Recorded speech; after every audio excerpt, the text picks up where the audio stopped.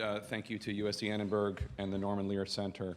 I want to also acknowledge the other winners here, especially those in local news who are on the front lines. And I know everybody in this room is aware of how tough it is to be a local news reporter these days with local news divisions, especially newspapers, are really being hurt by budget cuts. So it's heartening to see such important work being done.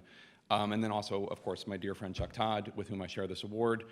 We share an agent also, so if we can get 20% of one of these awards, or two 10%, we can give them to Jay over there. Maybe 17% if we do it together.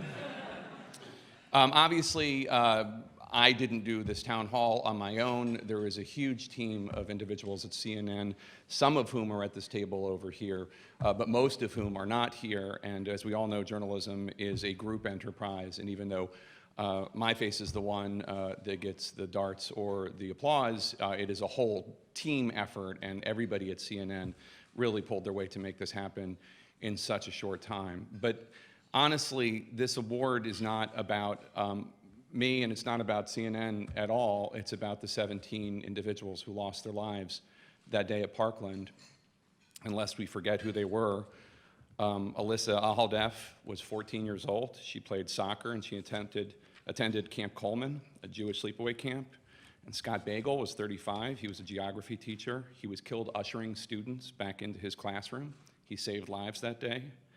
Martin Duke Guanino, 14 years old. He was described by his family members as funny and outgoing and sweet and caring.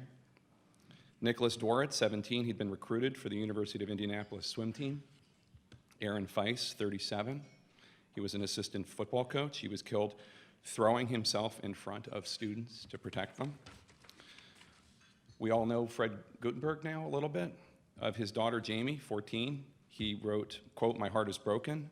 I am broken as I write this, trying to figure out how my family gets through this. Hold your children tight." Chris Hickson was 49. He was the school's athletic director. He was described as an awesome husband, father, and American. He was deployed to Iraq in 2007, but he lost his life in an American school. Luke Hoyer, 15. His cousin called him an amazing individual, always happy, always smiling. His smile was contagious, and so was his laugh. Carol Loughran, 14. She danced at the Drake School of Irish Dance in South Florida. Gina Montaldo, 14, was a member of the Winter Guard on the school's marching band. One of the instructors told the Miami Herald that she was the sweetest soul ever. Joaquin Oliver, 17. He was known as Guac. His interests were football, basketball, the Venezuelan national soccer team, urban graffiti, and hip-hop. Elena Petty, her family, she was 14, says she was vibrant and determined. She had volunteered after Hurricane Irma hit. She was part of Helping Hands, program of the Church of Jesus Christ Latter-day Saints, a member of Junior ROTC. Meadow Pollock, she was 18. She'd been accepted at Lynn University in Boca Raton. She was a lovely young woman, full of energy. Her family, too, has been very active after the shooting. Helena Ramsey, 17, smart, kind-hearted, thoughtful, somewhat reserved, with a relentless motivation towards her academic studies. Alex Schachter, 14. He played trombone in the orchestra and baritone in the school marching band. Carmen Shentrup, 16, National Merit Scholar semifinalist. She dreamt of becoming a medical researcher and finding a cure for ALS. And lastly, Peter Wang, 15. He was a member of the Junior ROTC as well. He was shot while holding a door open to let fellow classmates get to safety.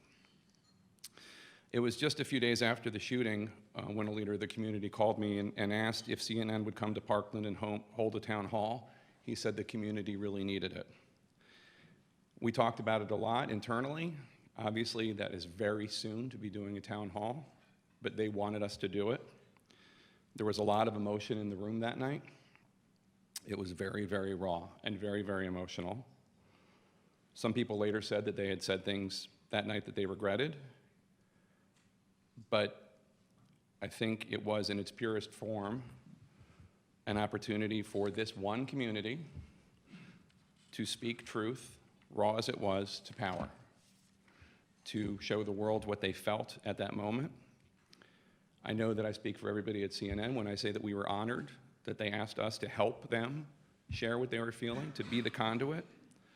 And we obviously are honored that you have recognized our small part in helping them do this. But those 17 individuals and their grieving families, they are obviously what matters. They are who matters, not me. And whether you think the solution to preventing these kinds of horrors from happening is greater school security, or arming teachers, or a more competent sheriff's department, or a more attentive FBI, or tougher gun laws, or better mental health services, or all of the above, or none of the above and something else, let us please try to honor these 17 and their families by continuing to try to have the discussion to make the world safer for our children. Thank you.